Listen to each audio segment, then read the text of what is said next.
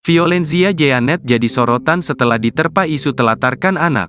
Violenzia Jeanet, ibu 3 anak tersebut membantah kabar itu dan menegaskan tetap urus anak.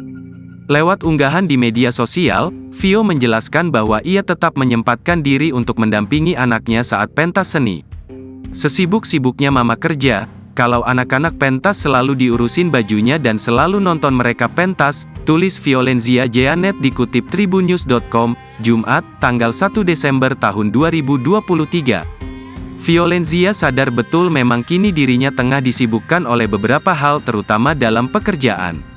Setelah resmi bercerai dengan Reza, ia tidak hanya bertugas untuk mengurus anak-anaknya tetapi juga harus bekerja. Enggak apa-apa ya mama lagi berjuang kerja buat kasih kehidupan baik buat kalian, lanjut Violenzia. Kalau ada yang naik pasti ada yang turun, gak semua anak pintar akademis, dan gak perlu dipaksa. Ada yang lebih pintar di art. Nah disitulah yang harus difokuskan, ujar Vio.